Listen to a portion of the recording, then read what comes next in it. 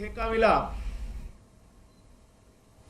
उसके बाद नवंबर 2021 से लेके जुलाई 2022 के बीच में इसने 5 जनवरी को 3 करोड़ चंदा बीजेपी को दिया, 12 जनवरी को 3 करोड़ चंदा बीजेपी को दिया, 2 जुलाई को 1.5 करोड़ रुपए चंदा बीजेपी को दिया, 12 जुलाई को 1.5 करोड़ रुपए चंदा बीजेपी को दिया।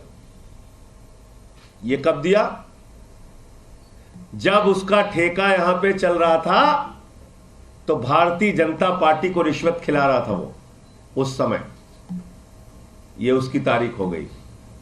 अब आ जाइए 9 नवंबर 2022 को उसको जब छापे हुए उसके घर पे, तो उसने कहा कि उसने किसी को रिश्वत नहीं दी है। यह उसका स्टेटमेंट है। 9 नवंबर 2022 को शरद रेड्डी कहता है उसने किसी को रिश्वत नहीं दी। 10 नवंबर 2022 को शरद रेड्डी अरेस्ट हो जाता है। 15 नवंबर 2022 को फिर 5 करोड़ रुपए चंदा बीजेपी को देता है। 5 करोड़ रुपए चंदा 10 नवंबर को गिरफ्तार होने के बाद शरद रेड्डी 15 नवंबर को 5 करोड़ रुपए चंदा भारतीय जनता पार्टी को देता है। पार्टी विद द डिफरेंस, दुनिया की सबसे बड़ी पार्टी, कमल छाप दारू घोटाला करके पैसा लेकर रिश्वत खाकर दूसरों पर आरोप लगाने वाली पार्टी 5 करोड़ रुपए की पहली किस्त पाती है। कब? 15 नवंबर 2022 को। जब वो ईडी के अरेस्ट में था तो उसके अकाउंट कैसे चल रहे थे? जब वो ईडी के अरेस्ट में था तो अपने बैंक खाते से वो कैसे वो पैसा बीजेपी को ट्रांसफर कर रहा था। 6 जनवरी 2023 को उसकी एक चार्जशीट आती है जिसमें ईडी कहती है कि शराब घोटाले का किंग पिन है शरद चंद्र रेड्डी। ध्यान से सुनिएगा। 6 जनवरी 2023 को 6 जनवरी 2023 को यानी कि उसकी गिरफ्तारी के बाद 10 नवंबर 2022 को गिरफ्तारी होती है। 6 नवंबर 2023 को उसकी चार्जशीट आती है जिसमें ईडी कहती है ये शराब घोटाले का किंग पिन है, मुख्य घोटालेबाज है और सबसे बड़ा लाभ उठाने वाला व्यक्ति है। 20 जनवरी 2023 को जब इसकी बेल एप्लीकेशन लगती है तो ये क्या कहता है अपने बेल एप्लीकेशन में? During the hearing of his bail application in Rouse Avenue Court, Sharad Chandra Reddy accuses ED of putting undue pressure and using force on him and his employees to sign pre-dictated statements. 20 जनवरी 2023 को शरद रेड्डी कहता है कि उसके ऊपर और उसके कर्मचारियों के ऊपर ईडी दबाव डाल रही है अपनी ओर से कहे गए और अपनी ओर से लिखे गए बयानों पर हस्ताक्षर करने के लिए, बयानों को देने के लिए। He claimed that the accusation of paying 100 crore bribe to Delhi government officials was baseless. 20 जनवरी 2023 को शरद रेड्डी कहता है कि 100 करोड़ रुपए रिश्वत देने की बात, दिल्ली सरकार के अधिकारियों को देने की बात पूरी तरह निराधार है, झूठी है। उसकी बेल एप्लीकेशन तो पड़ी होगी, पढ़वा लीजिएगा, थोड़ा मेहनत कीजिए। मीडिया के लोग जैसे आम पूड़ी मिठाई पे इतनी मेहनत कर रहे हैं, थोड़ी मेहनत इस पे भी कर लीजिए। आम पूड़ी मिठाई आलू पे तो दिन रात मेहनत हो रही है, इस केस की पड़ताल तो कीजिए, सच तो लाइए देश के सामने। क्या हुआ है अरविंद केजरीवाल के साथ? और क्यों मैं बार बार कह रहा हूं कि यह गहरी साजिश है। और कल गृह मंत्री के बोलने के बाद तो पूरे देश को यह जानना जरूरी है। आगे पढ़ रहा हूं। 26 अप्रैल 2023 जब शरद चंद्र रेड्डी को 6 महीने हो जाते हैं,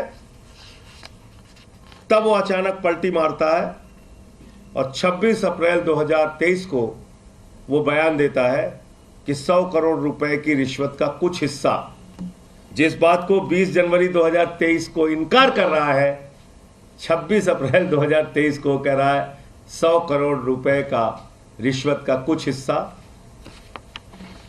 देने के लिए मैं एग्री किया था, मैंने सहमति दी थी। और इस बीच क्या होता है कि उसकी बेल जो है वो 20 जनवरी 2023 को रिजेक्ट हो जाती है ईडी के विरोध के बाद। जब वो मना करता है कि उसने कोई रिश्वत नहीं दी, तो ईडी उसके बेल का विरोध करती है और उसकी बेल लोअर कोर्ट से रिजेक्ट हो जाती है। अब 8 मई 2023 को यही शख्स हाई कोर्ट पहुंचता है और हाई कोर्ट में कहता है, 26 अप्रैल को सुन लीजिएगा, याद कीजिएगा, 26 अप्रैल 2023 को उसने कह दिया, हां कुछ हिस्सा हमने रिश्वत की देने की सहमति दी थी, 100 करोड़ की रिश्वत के कुछ हिस्से को हमने भी देने की सहमति की थी। 26 अप्रैल को यह कहता है और 8 मई 2023 को जब दिल्ली हाई कोर्ट में वो अपनी इंटरिम बेल फाइल करता है और कहता है, एक तरफ सत्येंद्र जैन की इंटरिम बेल फाइल होती है, उनकी सर्जरी करानी होती है, 26-28 किलो वजन कम हो जाता है, उसका जमकर ईडी विरोध करती है, आप सबको पता है। लेकिन इतनी बड़ी बीमारी इसको हो जाती है 8 मई 2023 को कि ईडी उसकी बीमारी के एप्लीकेशन का विरोध नहीं कर पाती। अब आप सुनिए कितनी बड़ी बीमारी हो गई इसको। 8 मई 2023 को अचानक उसको एक इतनी बड़ी बीमारी हो जाती है जिसकी बीमारी का ईडी विरोध नहीं करती, और वो बीमारी है कमर दर्द। कमर दर्द,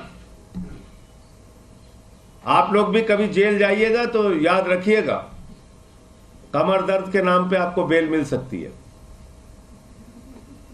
सर्जरी के नाम पे नहीं मिलेगी, लेकिन कमर दर्द के नाम पे मिल सकती। कमर दर्द के नाम पे उसको बेल मिल जाती है।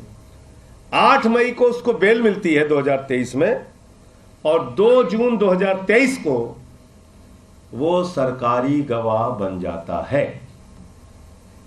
2 जून 2023 को वो सरकारी गवाह बन जाता है और उसके बाद वो 50 करोड़ रुपए भारतीय जनता पार्टी को चंदा देता है। 50 करोड़ रुपए भारतीय जनता पार्टी को चंदा देता है। और कल गृह मंत्री जी पूरे देश के सामने झूठ बोल रहे हैं, एक राष्ट्रीय टीवी चैनल पे बैठकर कह रहे हैं, अरे भाई अगर उसने हमारी मध्य प्रदेश यूनिट को चंदा दिया है, अगर वो आरोपी था तो उसको चंदा नहीं देना चाहिए था, इस तरह की बातें।